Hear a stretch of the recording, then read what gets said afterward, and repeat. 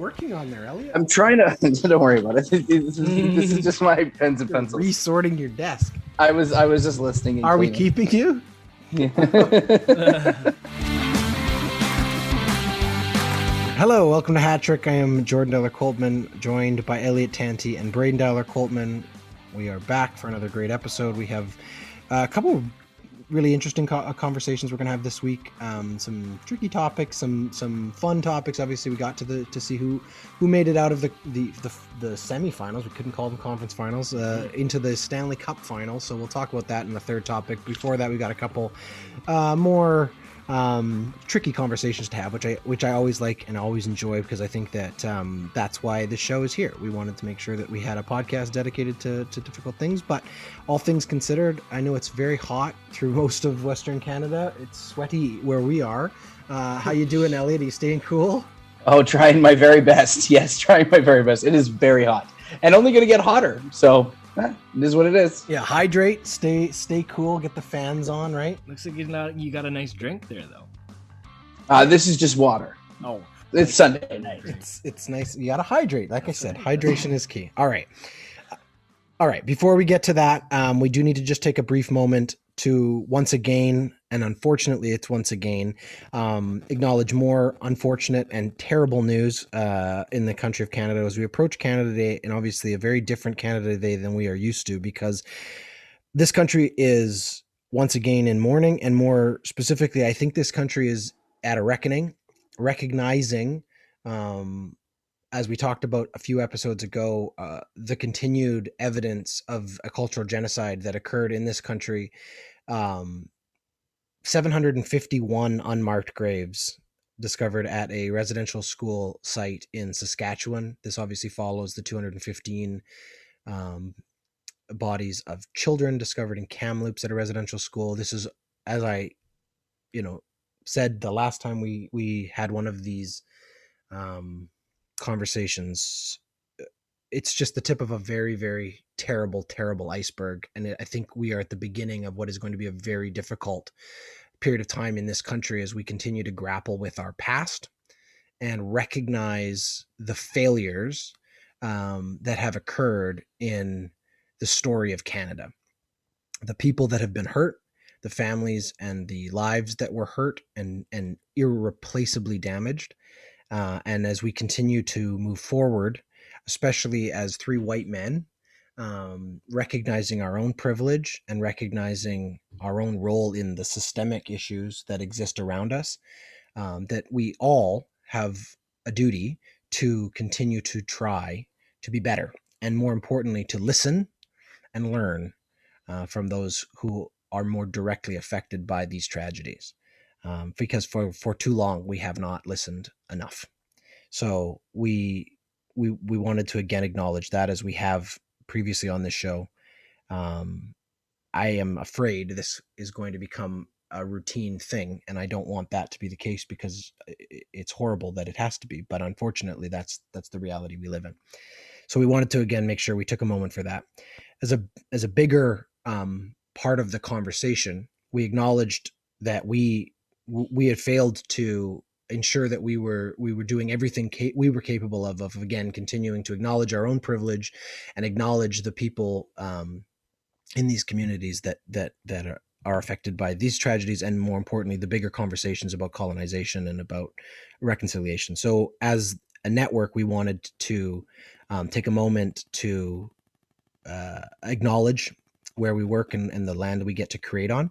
This will be something that we'll play at the end of every episode moving forward on every show on this network. But we wanted to, in this episode, lead with it, because again, it was an opportunity for us to ensure that it was heard. So this will be the land acknowledgement for the Ordinary Podcasting Network moving forward.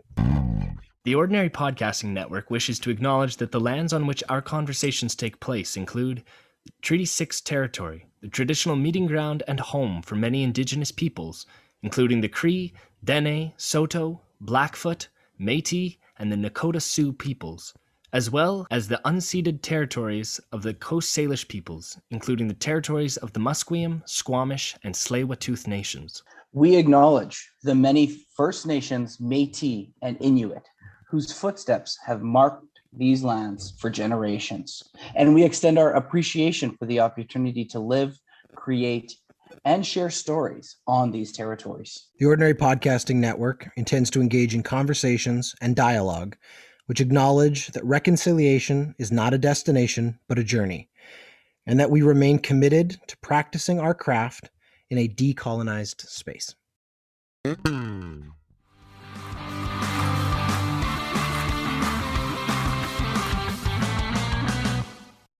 Okay, this is topic one. And just off the top, a quick warning, there are references in this conversation to sexual assault. All right. Much of this conversation in topic one will reference reporting by TSN's Rick Westhead, so I just want to acknowledge that also off the top. I've cited a few different bits of his reporting. He's the reporter who's really sort of unlocked this story. For those unaware of what has sort of transpired, an unidentified former Blackhawks player has alleged in a lawsuit filed against the team that then assistant coach Bradley Aldrich sexually assaulted him in 2010 during the playoff run which the Chicago Blackhawks would finish by winning the Stanley Cup. And that the team did nothing after they had been informed to reprimand that employee. So that's what the lawsuit by this unidentified former Blackhawks player alleges. Paul Vincent, who was at the time a skills coach, told management that he had been informed by that player that this sexual assault had occurred. Paul Vincent has reported that he spoke with members of the front office, including a meeting which included, and I quote, all the brass. Those are his words. They met during the game, during the time surrounding game one of the conference finals versus San Jose, and they met in a hotel in San Jose. So that's just important context. The management team at the time included President John McDonough, General Manager Stan Bowman, Vice President of Hockey Operations Al McIsaac, and team psychologist James Gary. Paul Vincent said that he had asked the team following the sharing of this information to contact police, and they refused. Obviously, many questions remain unanswered concerning this. It's important to also recognize that because of other reporting, Mark Bergevin, who is now the general manager of the Montreal Canadiens, but was the head of player personnel at the time for the Chicago Blackhawks, has reportedly stated, following questioning about this, that he was unaware of these accusations until this reporting and was never aware that this meeting ever occurred, and certainly was not involved with it.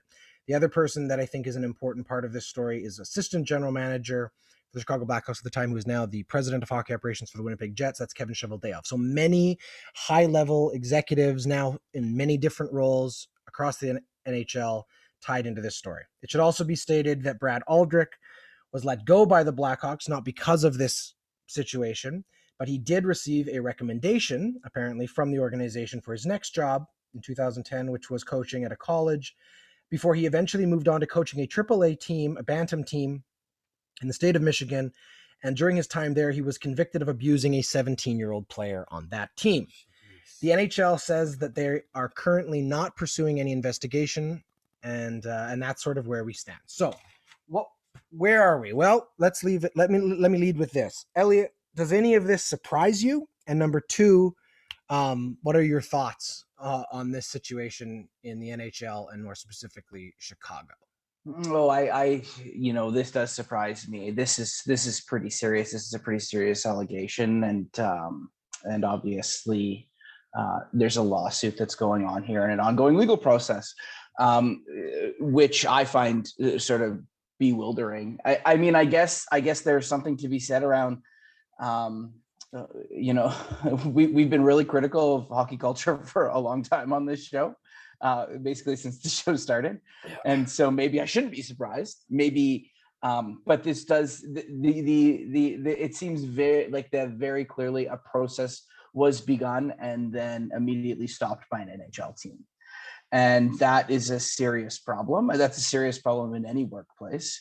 When you're talking about sexual violence or any violence at all, for an organization to step in, is completely inappropriate. I think early days, There's been lots of talk around how the NHL seems to be avoiding this. I think the NHL probably knew that there was stuff going on for a while. I don't want to speak too harshly or too quickly, because I know Gary Bettman is committed to a press conference tomorrow. And this has the makings of overshadowing their NHL finals. So you know, he's going to step up and address some of these conversations. The allegations that there was a cover up in a professional hockey team of serious misbehavior by a coach, an individual who later on went to actually be criminally charged, is very serious. And it is my hope and in my expectation as a fan of the game that the NHL begin a very serious inquiry process, which leads with the intention of finding out what happened here, and that has the power to set major changes in terms of policies and the way in which teams operate in these spaces, particularly on allegations of harassment of any form. The last thing I would say is, growing up as a kid playing hockey, you know, Jordan, I know you can speak to this as well too. You know, I wonder if we don't need a more robust conversation about criminal records check or child intervention checks for people that have access to kids in sports, particularly in hockey, because we've seen other similar stories starting to occur in Major Junior, for example. Theo Fleury's story's been, you know, he's been very open and honest about his experience as well too. I wonder if there isn't, you know, Blackhawks aside, a need for a much larger conversation around how we're vetting people that have access to our kids playing sport. Those are my initial thoughts. Yeah. Yeah, I'm totally with you, Elliott, that as a fan of the game of hockey and of all sports, I have full expectations that the league takes this seriously and takes these allegations and accusations seriously. The fact that, you know, Mark Bergevin, for example, was asked if he was, you know, what took place and what happened, and that all that was kind of stated was, well, I didn't know or I didn't hear, and nothing about the fact that there was, you know, no condemning the actions or no, you know, it just seemed like it was passing the buck, and that's part of the problem as well. And so I'm sad and I'm disappointed again that this is happening. But unlike Elliott, I am not surprised, because there have been situations specifically in Chicago with a player that plays still for the Chicago Blackhawks who has been in a situation like this and nothing happened, and he's still playing to this day. So it's hella frustrating, and I have full expectation that they learn from those, you know, those things that have happened. You know, like you said too, Theo Fleury's story has been widely explained that this goes on, and it absolutely cannot exist in the game, and beyond the game. It can't exist. This kind of thing cannot exist, and it cannot be just swept under the rug. Yeah, I think I agree with you, Braden. It doesn't surprise me. I'm frustrated that we're a decade later. That frustrates me. That makes me angry, frankly, that not only as a fan of the sport, but just these organizations for so many years have been given so much leeway in terms of how they conduct themselves internally, how the league has completely gotten out of the way in many of these quote unquote internal affairs issues. But this is beyond that. Every single one of the people who is accused of being in that meeting has a duty to report in the law. They have a duty to report that they were informed of a crime. And the shittiest part about it is that this Paul Vincent coach, who went through the correct channels to protect this individual who shared his experience with them, he went through the right channels. He went to the people he was supposed to go to get the support for that individual and to pursue a criminal investigation, and it didn't happen. And he was never given a reason why. He was eventually let go by the organization. I think though it continues to go back to the systemic rape culture that surrounds much of professional sport. We're more used to seeing it when it comes to off field or like out of the organization, like Braden mentioned, a player and in a domestic violence situation, or a player in a criminal situation outside of the locker room. Let's say we see more often these crimes taking place in locker rooms in younger ranks of sports, often because, you know, there's a much greater power imbalance. But obviously it doesn't matter where it happens, the crime occurring is wrong, and therefore the organization failed not only this player but everyone else in that organization, because now they're all attached to their failure and incompetency, clearly, or their criminal negligence, and they're all attached to that. This will overshadow Gary Bettman's conversation. It probably will overshadow much of the finals for the playoffs story-wise, because now it's finally coming forward. What also bothers me about this is the first piece by Rick Westhead for TSN came out almost a month ago, and it took 3 or 4 more pieces of reporting for him for this to really get picked up by the mainstream, when the fact that this is a huge issue for it should be a huge issue for the NHL. I'll say just lastly, you know, the NHL came down very hard on the Arizona Coyotes, the Arizona Coyotes, following their tampering during you know, the combine a few years ago. They lost draft picks. What is, like, at the very least, what is the NHL's response for the Chicago Blackhawks here? Like, as an organization, now sure, many of the people who are being accused in this lawsuit do not currently work for that organization, but that's irrelevant. Yeah. And many of them still work in the NHL. That should be a red flag too, that none of these people are there. The players, like, where's your due diligence to support these players and keep them safe? If a player is saying this happened to me, and you say, okay, well, we don't really know, or it doesn't really matter, then what you're saying, this would be bad for us as an organization. Yeah, or the fans might not like this. Like, we're in the middle of trying to build a dynasty. I mean, this is why I guess I'm surprised you guys aren't surprised. Like, I mean, what's being alleged here is a significant, a multi-level, multi-layered cover up by an NHL organization. I mean, this is massive. I don't know that it's going to overshadow the NHL finals, because the NHL has a way of worming their way out of these things. Yeah. But this is a significant, if what is being alleged is actually true, and the NHL, by the way, has a duty to find out. Yeah. This is a significant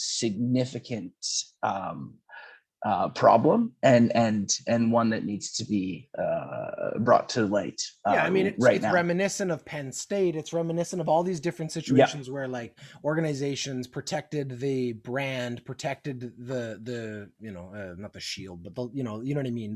They protected the team identity before they protected the individuals involved, and to their detriment. I mean, it's also interesting to start to see other players now coming forward and saying this was not a secret. Like, there are members of the staff, former members of the Chicago staff, who've come out and basically said, like, this was an open secret. We knew this guy was a predator. He apparently was grooming interns and things, and taking interns in the video department home to his apartment and things, and that they were aware that this was going on. But you have a culture within that room, and again, I would argue beyond that, in the NHL in general, where there was such a fear of retribution from many of these people that they said nothing or chose not to say anything, or when they did, they knew that wasn't going to make a difference. Brent Sopel, who's on that Stanley Cup winning team, has come out recently on Twitter and basically said every single one of these people who was in that meeting should go to jail. Like, this was huge. And Elliott, you're absolutely right. This could be the biggest scandal in terms of this kind of,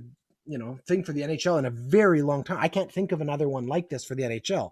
But the truth is, again, it's freaking 2021. This happened in 2010. What the hell are we talking about here? Your brand should be at and there's no way. I'm sorry, but if the NHL, if Gary Bettman and Daly and all of the other head executives in the NHL, if this is the first time they have heard of it, then they too are completely culpable of either having their heads in their asses and completely being unaware of what is going on around them, or they are completely out of touch with what is going on in their league. Because if this many people in the organization were, it is impossible for this to have been kept completely quiet without some intention behind it.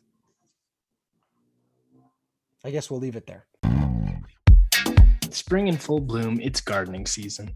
For 18 years, Zocalo has been providing Edmonton with plants, gifts, and flowers. This local flower boutique is located right in the heart of Edmonton's Little Italy. With a wide array of flowers, plants, and gift options, they provide delivery and curbside pickup. Check out Zocalo online at zocalo.ca or call them at 780-428-0754. All right, here's topic 2. This one's a bit of a faux controversy, I would argue. It's one of those sort of things that we've seen more and more often on social media. We had a great conversation about social media with Ray recently when we had him on for the first time. We were talking about social media and sports and just how I think the power dynamic in terms of where conversation goes has really changed in the last decade because of Twitter and all of those things. I mean, it's in every form of entertainment or pop culture that the power dynamics change, both because the athletes and the entertainers have a much more direct line to their fans, but equally so in the opposite direction. And this is just a kind of a weird one, but I wanted to just dig into it because we've talked a lot on the show about gender equality, or inequality, I should say, in sports. Obviously, the Euros going on, one of the biggest football, soccer tournaments in the world, huge ratings, lots of eyeballs. Cristiano Ronaldo, playing for Portugal, scored a record-breaking goal this tournament, making him the all-time male scorer for international goals in soccer history. And ESPN posted that he was now the top goal-scoring player in international history. That's what the tweet was. A lot of people, especially in Canada, took offense to this tweet by ESPN and responded by pointing out he is not the all-time top scoring soccer player of all time. That's Christine Sinclair.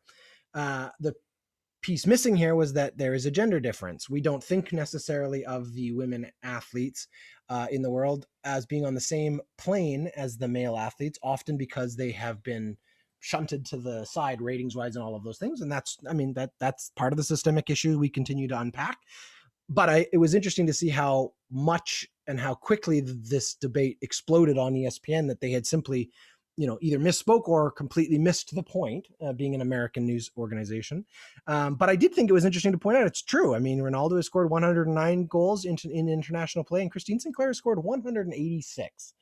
So obviously, she is the all-time goal-scoring leader for international goals in soccer. That's not a debatable thing. No. The question here is, what were your thoughts, or what are your thoughts about the continued inequality and how we continue to see, especially at this kind of sport, male and female athletes sort of treated differently by the mainstream sports media? Elliott, any thoughts on this? Well, this just reminds me of another, similar situation, which, Serena Williams and being, the greatest tennis player of all time, right? That's a similar thing and a similar mistake that's been made. I'll take a little bit of a different take because, I think we're all in alignment here. This is, maybe it's somewhat a problem with ESPN, some of the way that we look at sports in general. But this issue is really magnified in soccer, I would argue. And I would say, just having European family, and some of the really, awful conversations I've experienced in that space, but also just when you talk about particularly soccer, women's soccer is really unfairly maligned. And I would say, next to like something like hockey or track and field or something like that, disproportionately so, that women are under valued in the space. And I think that this is another example of just that, in the sense that, Christine Sinclair, who's probably the greatest athlete of our lifetime, one of the greatest Canadian athletes of our lifetime, at least in the last decade, that I've had the pleasure of watching, was overlooked in this space. But yeah, no, I would say that this is disproportionately an issue in soccer. That's my experience as someone who follows the Euros, who follows soccer, who's a partner who's deeply passionate about soccer. Women are under mentioned across sports, but I think disproportionately so in soccer, and this is just another example of that. Yeah, it's like this. Was it? So it was a tweet or a post that stated that Ronaldo. Like, it seems like, yeah, it just seems like a misinformed fact that was wrong. Like, they were just wrong, and maybe that, like you're saying, Elliot, there's more focus on Ronaldo, obviously, because he's a world-class superstar, but Christine Sinclair is, yes, the greatest soccer player of international play, and there's no one that comes. What was his number? 109. Yeah. Well, she scored 186 goals In international play. and she's still going. Yeah. So it's crazy to me. I mean, like, tangentially, I've been following the vacant NBA head coaching positions. 4 of them have been snatched up now. Chauncey Billups, Jason Kidd, Rick Carlisle. There's another one I'm missing right now. But the top candidate has been Becky Hammon, the assistant coach for Greg Popovich in the San Antonio Spurs, and she still does not have a job. She's been the top head coaching candidate for the last 3 years, and she still remains without a head coaching position. So yeah, there is still inequity and a sense that that either she's not capable of it, which is just also wrong, or there's something else going on there, and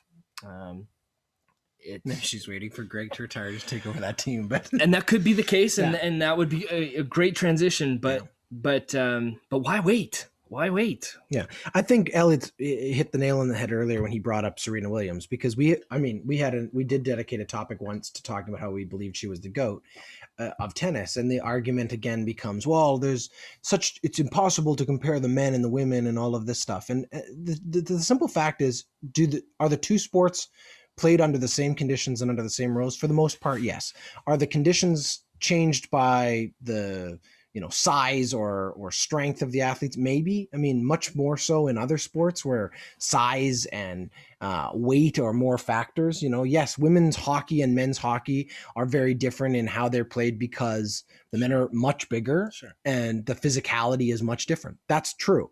But the objective of the game remains the same. Yeah, Soccer skill is different in some ways, but at the same time, it's a bunch of players chasing a ball, kicking a ball, and at the end of the day, Christine Sinclair has done a better job of that the same size than anybody else. Yeah. And I think it's also, part of this conversation is also a bias that we've often pointed out. We talk about it much more in Canada when it comes to the sort of Eastern sports bias, but there's also an American sports bias. When I ask if I was to ask an American who has some level of understanding of women's soccer or international soccer, I said, who's the greatest woman soccer player of all time? They're probably going to say Abby Wambach, because Christine Sinclair has been underserved internationally when it comes to what her reputation is, partly because she's Canadian and we don't always do a very good job of doing the rah sort of patriotic propaganda about our athletes, so unless it's Wayne Gretzky.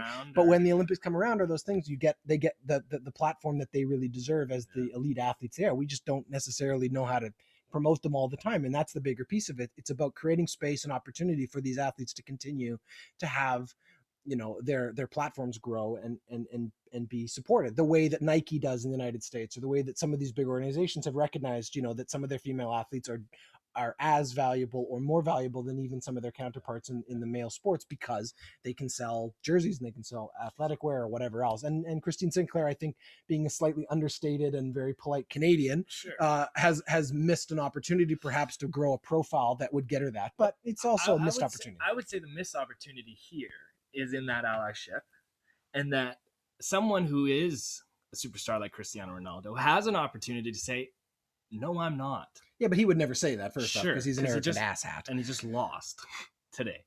Yes. Sure. But that is a missed opportunity. Of course it is. And I think you're absolutely right. And it goes back to the conversation we had about women's hockey in this country, the missed opportunities that the NHL has had so far. I mean, you look at the NBA, and that is the only example I can find of where the male athletes are propping up and supporting their counterparts in the WNBA on a continuous basis. LeBron James is tweeting about Sue Bird, and you're getting constant profile building because the NBA is there. But this serves my point around, in other spaces and other leagues, their male colleagues build them up, and you're starting to see that as a tradition. That does not happen in soccer. No. And there's an unfair, and women are unfairly maligned and just undermined in the sport. And I do think, just to reiterate my point, like, that's an example of why I think women's soccer is disproportionately impacted by sexism. and 100%. gender inequality. And I'll just tag with this, as you say, the sexism part of it, because I don't know if we've acknowledged that enough here. But I Googled Christine Sinclair today to make sure I had the correct number for her goals. Google prompted me with three things: Christine Sinclair, Team Canada; Christine Sinclair, Order of Canada; and the third one was Christine Sinclair, husband. Oy. Okay. People literally either Googling to find out, does she have a husband? Who gives a fuck? Yeah. But that's what we get. Braden just did it right now, sitting next to me. Spouse, family, more age. people are concerned about those things than they ever were. Like if you Google Ronaldo right now, I guarantee you they're not asking about his wife. Although if they are, it's also a sexist thing. Will he ever play for Portugal again? Wife, children, net worth, age, salary, Coca-Cola, girlfriend.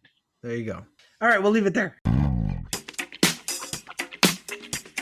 Do you or someone you know own a small business? Are you looking to grow or to reach new customers? Hey, why not let us help? Hattrick is looking for unique brands, businesses, and products to advertise on our show.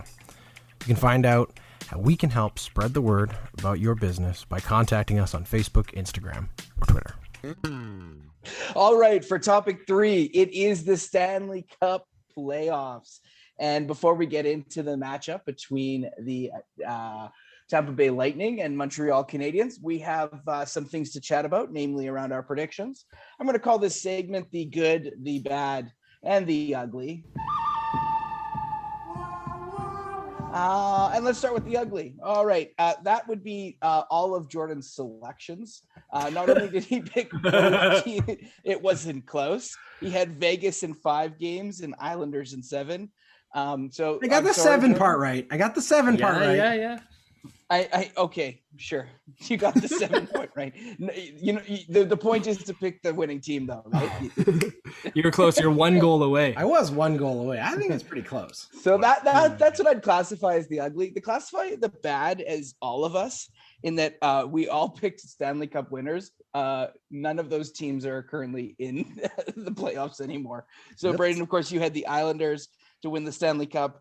And Jordan and I both picked Vegas to win the Stanley Cup. That was pretty bad as a group. What I would say, though, moving to the good, is Braden and I both selected one team correct, and we actually selected that team in the appropriate amount of games. So Braden did pick Montreal in 6. I sure did. And I did pick Tampa in 7. But Braden, I come out ahead because your Islanders selection was Islanders win in 5 games. Jordan Eberle OT winner, game 5. It was so close. He was so close. They were close to getting to overtime in that game, weren't they? Or was that the 8-0 game? So that was the game. So right. You know, we've got to reset our predictions here and talk about this Stanley Cup final, which features Tampa Bay and the Montreal Canadiens. And Braden, given that you picked correctly last round, I'll start with you. What are your initial thoughts, and do you have a prediction for this Stanley Cup? I just want to clear my name here on my prediction with the Oilers, and that I am capable of predicting a team without jinxing them. So I just need that to be on the record until the next round, until we find out what happens next. But I'm gonna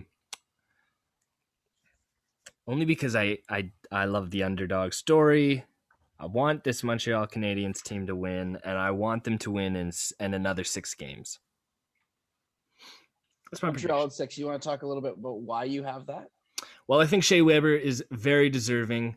I predicted early on in you don't win a Stanley Cup because you're deserving. No, I didn't say that. But when you have Carey Price behind you playing lights out in Cujo fashion, as I think I never won a Stanley Cup, as I think I determined early in my predictions, I think Carey Price, I think Shea Weber, Tyler Toffoli, this Cole Caulfield, who's just an unreal acquisition.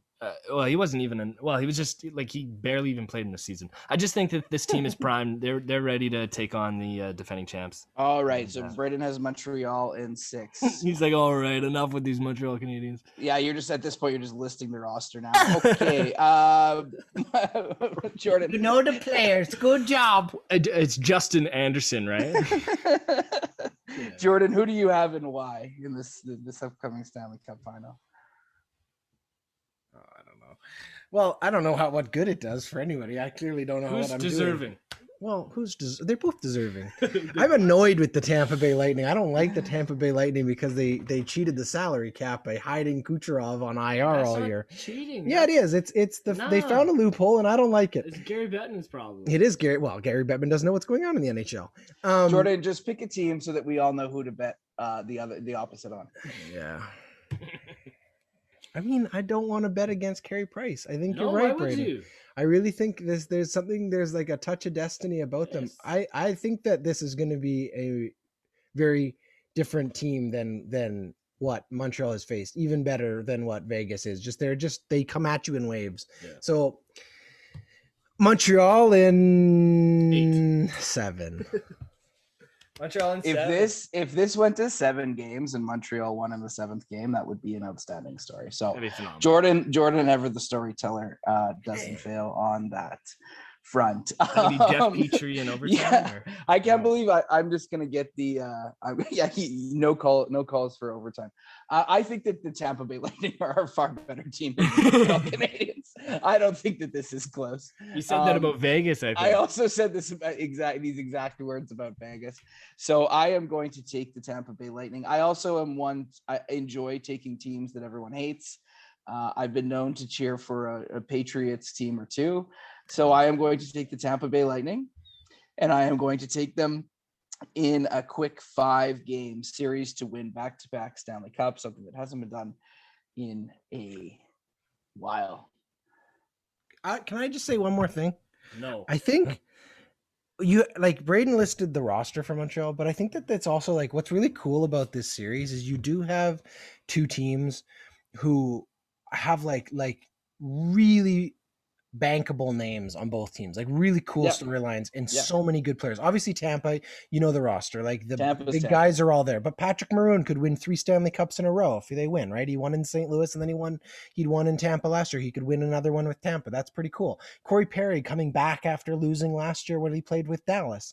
So there's a story there. You have, Stahl and Perry and Shea Weber, all guys who. Now you're just naming the roster. No, I know, but they're all from a generation where like this is the kind of thing we always complain about with like the Oilers and a lot of these other teams where veteran leadership, guys who have been there matters. This might be their last Montreal is being led by a bunch of rookies, but they have those rookies being supported by guys who know what the hell to do when you're down by one. I totally agree.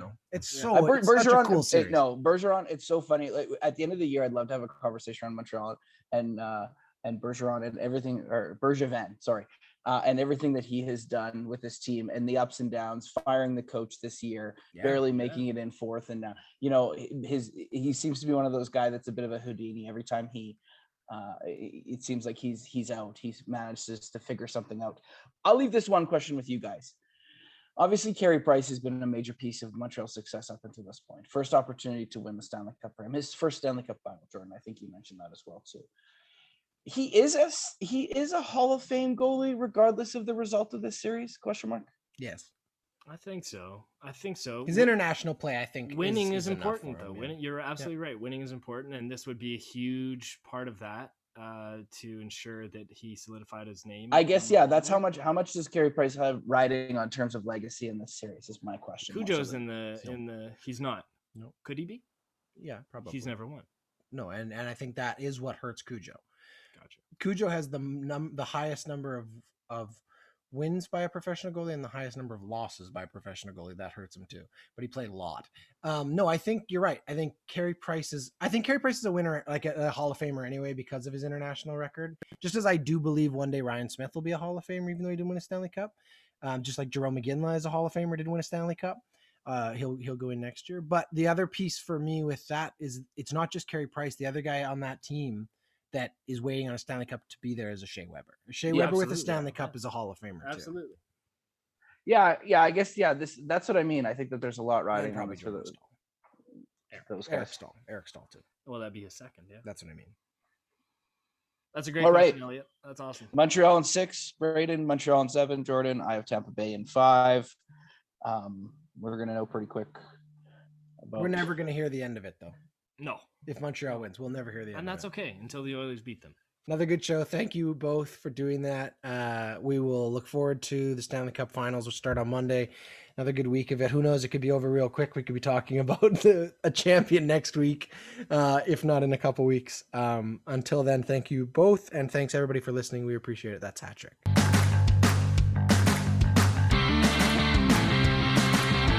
Hat Trick is a member of the Ordinary Podcasting Network. It's produced every week by Jordan Dowler-Coltman and Braden Dowler-Coltman. You can follow us on Instagram, Twitter, and Facebook. Thanks for listening.